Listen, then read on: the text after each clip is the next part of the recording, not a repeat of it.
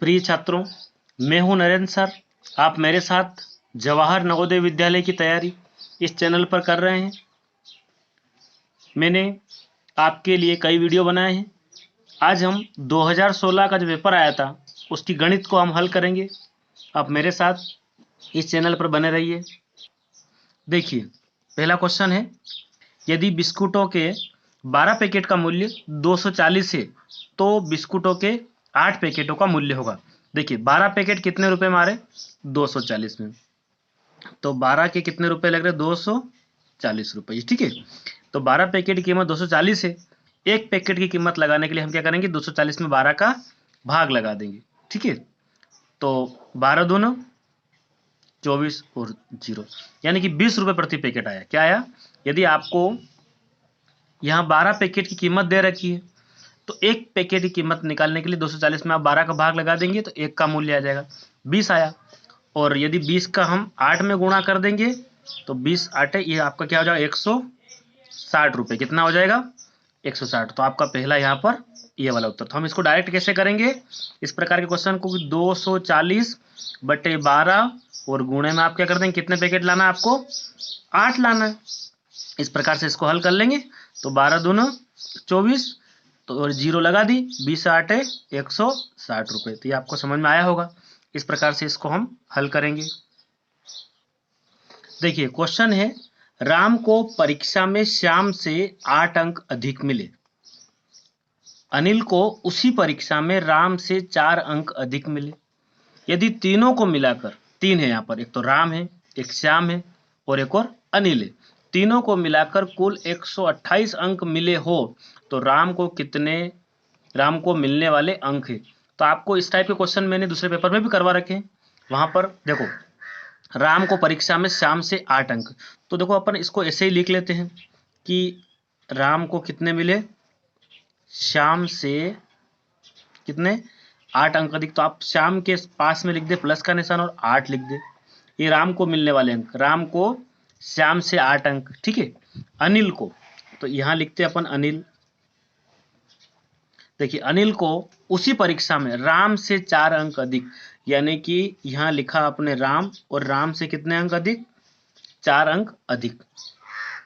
अब यहां आप देखेंगे कि राम को श्याम से 8 अंक अधिक और अनिल को उसी परीक्षा में राम से 4 अंक अधिक मिले। ठीक है, तो यहां देखो, राम का तो आ गया श्याम से 8 अंक ज्यादा, अनिल का आ गया राम से 4 अंक। इस शाम को कितने मिले? तो शाम का आप मान लो, शाम को मिले अंक x मानना पड़ेगा। क्या मानना पड़ेगा? तो शाम को जो अंक मिले वो कितने हो गए? x मान लेते हैं।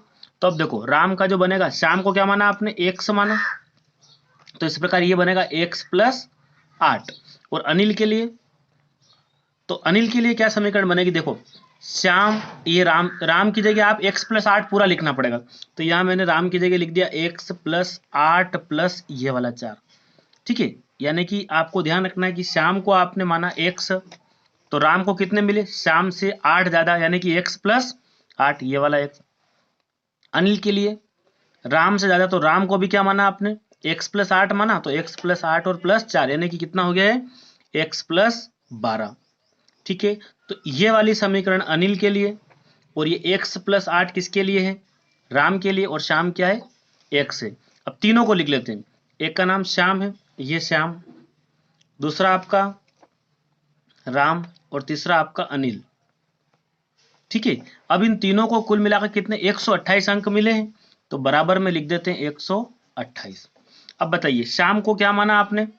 x। राम के लिए क्या है? शाम से 8 अंक ज्यादा, यानी कि x में 8 ज्यादा, जो शाम को मिले हैं ना x अंक, उससे भी 8 अंक ज्यादा।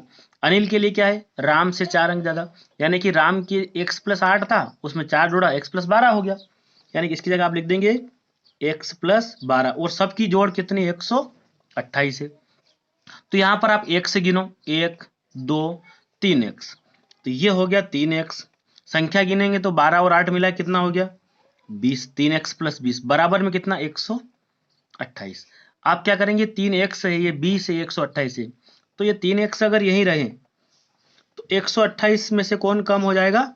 20। ये 20 इधर जाएगा बराबर से इधर, तो माइनस का बनेगा, यानी कि आपको मिलेगा 3x बराबर 128 में से 20 गया, कितना बचा? 108। 8। ठीक है, 108 बचा। तो आप x का मान निकाल लो, x बराबर 108, और यहाँ 3 जो गुणे में है वो गुणे से कहाँ चला जाएगा आपका भाग में। तो 3 से भाग लगाएंगे, 3 से काटेंगे, 3 तिया 9, तो 10 था, 9 लिया, एक और बचा अभी, तो ये बना 18, 3 छंग 18, यानी कि x बराबर कितना आ गया 36 आ गया। ठीक है, यानी कि शाम को कितने अंक मिले 36 अंक मिले परीक्षा में। अब आपको क्या पूछा है, राम को मिलने वाले अंक, तो राम को मिले हैं शाम से 8 अंक ज्यादा, तो शाम को मिले 36, 36 में 8 जोड़ दो, तो राम के लिए जो आपने समीकरण बनाई थी वो थी आपकी x + 8, यानी कि जो शाम को अंक मिलेंगे उससे 8 अंक ज्यादा, तो ये लिखा x की जगह 36 + 8, 36 और 8 कितने हो जाएंगे आपके 44। ठीक है, 44, यानी कि राम को कितने अंक मिले 44 अंक मिले। तो यहाँ पर दूसरा वाला ऑप्शन आपका सही होगा। तो आपको समझ में आया होगा ये। इस प्रकार से आपने देखा कि राम को परीक्षा में शाम से 8 अंक ज्यादा, तो राम लिखा, और शाम से 8 अंक शाम का नाम लिख दो। फिर अनिल को राम से 4 अंक, तो राम लिख के 4 अंक। अब आपने देखा कि यहाँ शाम को x मानना पड़ा, तो इसको x + 8, और इसको राम से, तो राम को अभी x + 8 + 4 किया तो x + 12, और इन तीनों को जोड़ेंगे, सवाल हल करेंगे। इस प्रकार एक व्यक्ति का उत्तर आ जाएगा 36, जो भी आया x का उत्तर आया, और उसमें जिसका पूछे उसका बता सकते हो आप। देखिए नीचे दिए गए दंड चार्ट जो कि श्याम द्वारा S1 परीक्षा में विभिन्न विषयों में 100 अंकों में से प्राप्त अंकों को दर्शाता है, यानी कि 100 अंकों में से जो नंबर मिले ना उनको दर्शाता है। ठीक है, तो एक श्याम नाम का लड़का है, उसको एक परीक्षा हुई, उसमें 100 अंक में से कितने अंक लाया, तो अपन इसको देखते हैं।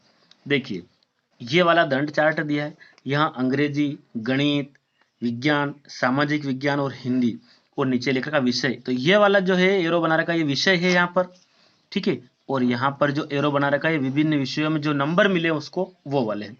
देखो अंग्रेजी में कितने मिले 60, गणित में कितने मिले 70, है ना, विज्ञान में कितने मिले 80, सामाजिक विज्ञान में कितने मिले 40, हिंदी में कितने मिले 45। ठीक है, यानी कि अंग्रेजी में 100 में से 60 ऐसा। तो अब प्रश्न क्या पूछा गया है, श्याम के विज्ञान में प्रतिशत अंक है, क्या पूछा है कितने % अंक है। तो यहां देखते हैं, यहां पर विज्ञान में 80 अंक है। ठीक है, और प्रतिशत में पूछा है आपसे, तो विज्ञान के जो नंबर आए 80 कितने में से आए 100 में से आए। यदि इसका % निकालना हो तो 100 का गुणा करेंगे, तो 100 से 100 कैंसिल होगा, 80 बचेगा। भाई 100 का 80% तो 80 होगा, तो आपका उत्तर आएगा 80, यानी कि ये वाला आपका विज्ञान में कितने % है 80, सेकेंड नंबर का ऑप्शन आपका उत्तर होगा। एक क्वेश्चन है, एक गैराज में सोमवार से शुक्रवार तक जितनी कारें धुलाई तथा रिपेयर के लिए आई को नीचे दिए गए चित्रालेख में दर्शाया गया है। एक गैरेज है, उस गैराज में सोमवार शुक्रवार तक जितनी भी कारें आई ना धोने के लिए और रिपेयरिंग करने के लिए आई, उनको चित्रालेख में बताया। देखो सोमवार को यहाँ 3 कार बना रखी है, मंगलवार को यहाँ पर एसी बना रखी है 4, और एसी 6 बना रखी है, 2 बना रखी है, और ये अब आपको है ना जहाँ 100 कारों को दर्शाता है, मतलब एक कार का मतलब कितनी कारें हो जाएगी 100 कार हो जाएगी। ठीक है, जहां 100 कारों को, तो एक चित्र बनाना यहाँ रह गया, एक चित्र बनेगा वो कि एक कार मतलब 100 कार होगी। अब इसका क्वेश्चन क्या है, बुधवार को धुलाई तथा रिपेयर के लिए आई कारों की संख्या कितनी है। बुधवार को धुलाई तथा रिपेयर के लिए आई कार, तो जरा बुधवार देखते हैं, ये बुधवार 1 2 3 4 5 6 कार है, तो 6 कार का मतलब यहाँ ऑप्शन में 6 है नहीं, तो आपको समझ में आ गया होगा कि एक कार का मतलब 100 है, तो बुधवार के दिन 100 200 300 400 500 और 600, तो आपका उत्तर क्या आएगा ये वाला आएगा 600 कार। ठीक है, अच्छा ऐसा पूछ सकते हैं टोटल कितनी कारें हैं, तो सब में 100 से देखना है इसको, है ना, एक को 100 देखना, ये 100 है। ठीक है, तो ये समझ में आया आपको, बुधवार को कितनी आई, तो बुधवार को 1 2 3 4 5 और 6, 6 गुणा 100 मतलब 600 कारें। क्वेश्चन देखिए, निम्न में से सबसे छोटी संख्या कौन सी, इनमें से छोटी संख्या बतानी है आपको। तो इकाई, दहाई, सैकड़ा, हजार, सब में हजार हजार तक के अंक है, मतलब 7000 है, यहाँ भी 7000 है, यहाँ भी 7000, यहाँ भी, तो पता नहीं चल रहा अभी, यह 7400 है, और यहाँ 7900 है, 7500 है, 7100 है। इसका मतलब ये वाली संख्या आपकी क्या होगी सबसे छोटी, 7130, और ये सब क्या है, बाकी इससे बड़ी है, तो ये वाला आपका उत्तर होगा। ठीक है, उसके बाद आगे क्या प्रश्न है, 6 के पहले 4 गुणज का योग। अब 6 के पहले 4 गुणज का योग कैसे निकालेंगे, देखिए इस प्रकार के क्वेश्चन पहले भी करे अपनों ने। 6 के 4 गुणज, यानी आपको 6 का पहाड़ा लिखना है, 6 6 दूना 12, 6 तिया 18 और 6 चौक 24। इन सब की आपको क्या करना है, इन सबको आपको जोड़ना है, 6 के पहले 4 गुणज का योग, और इनको जोड़ेंगे तो आपका उत्तर आ जाएगा। देखिए कितना होगा, 24 और 6 मिला के 30, 30 और ये हो जाएगा आपको 12 और 18 मिला के ये भी कितना 30, तो 30 और 30 कितना हो रहा है, 60 होगा। ठीक है, तो कौन सा ऑप्शन, ऑप्शन नंबर 4। ठीक, ये आपको समझ आ गया। 6 के 4 गुणज का योग, 6 के 5 पूछे तो 5 लिखो, तो यहाँ भी क्या पूछा फिलहाल 4 गुणज का योग, तो 6 6 दून 12, 6 6 18, 6 चौक 24, इन चारों को जोड़ दो तो आपका आंसर आ जाएगा। क्वेश्चन है 128, 288 तथा 160 का म यानी कि आपको HCF निकालना है। मैंने HCF और LCM के सेपरेट वीडियो बना रखे हैं, चैनल की प्लेलिस्ट में जाकर आप नवोदय विद्यालय के सभी वीडियो देख लेंगे तो आपकी गणित बहुत अच्छी हो जाएगी। ठीक है, अब आपको मस पर निकालना है तो तीनों का अलग अलग निकालना पड़ेगा। तो आपने लिखा 128, ठीक है, 128 का आपको मस पर निकालना है। इकाई में देखेंगे 8 है, तो 2 से लगाएंगे, 2 छंग 12, और ये 8 है, 2 चौक 8। फिर इकाई में 4 दिखा तो 2 से लगाएंगे, 2 तिया 6, 2 दूना 4, फिर 2 से 2 एकम 2, अभी एक और बचा है 2 ही लिया, 2 छंग 12, फिर 2 से 2 8 16, फिर अपन 2 से लगाएंगे, 2 चौक 8 हो जाएगा। ठीक है, फिर 2 से लगाएंगे, 4 था तो 2 दूना 4, यानी कि इस प्रकार से आपको 128 का। अब यहाँ पर है 288, 2 डबल 8 है, तो आपने देखा कि 288 2 से लगाएंगे, इकाई में 8 है तो 2 एकम 2, 2 चौक 8, 2 चौक 8, फिर 2 से करेंगे, 2 7 14, 2 दूना 4, फिर 2 से लगाएंगे अपन तो 2 तिया 6, एक और बचा 6 ही लिया, 2 छंग 12, फिर 2 से लगाएंगे, 2 एकम 2 और 2 8 16, फिर 2 से तो 2 नम 18, अब ये 2 से नहीं 3 से जाएगा, 3 तिया 9, ये मिला। एक और संख्या 160 है, तो 160 का अपन लगाएंगे यहाँ 2 से 2 8 16, 0 का 0, फिर 2 से 2 चौक 8, 0 का 0, फिर 2 से 2 दूना 4, 0 का 0, फिर अपन 2 से लगाएंगे तो 2 एकम 2, 0 का 0, फिर 2 से 2 पंजे 10 और फिर 5, ऐसा कैसे। इस प्रकार आपने देखा कि 128 का अभाज्य गुणनखंड, 288 का और 160 तीनों का अभाज्य गुणनखंड करने के बाद आपको इनको ऐसे लिखना है, उसके बाद फिर इनमें जोड़े बनाना है, तभी आपका HCF निकलेगा। देखिए ये आपने 128 का जो अभाज्य गुणनखंड था वो लिखा, ये वाला, फिर ये लिखा आपने 288 का, और ये लिखा आपने 160 का, तीनों का जब लिख दिया अब आपको जोड़े बनाना HCF के लिए। तो एक सेट ये बन गया पूरा, तो यहाँ से 2 ले लिया, एक ये वाला बन रहा है तो यहाँ पर भी 2, एक ये तीनों के पास 2 है, ये भी, एक ये वाला और एक ये, इसके अलावा और कुछ नहीं मिल रहा। देखिए 2 और नहीं है, न 3 सबके पास है, न 5 सबके पास है। तो इस प्रकार आपको 3 3 का ग्रुप बनाना है और उनमें से निकालना है। तो ये बना 2 दूना 4, 4 दूना 8, 8 दूना 16, 16 दूना 32, यानी कि आपका मसपा कितना आया, 32 आया। ठीक है, इस प्रकार से यहाँ पर जो ऑप्शन दिया गया है उसमें ये तीसरा ऑप्शन जो आपका उत्तर होगा, मसपा कितना है 32। इस प्रकार का ये वाला, इस प्रकार इसको हल करके देखते हैं।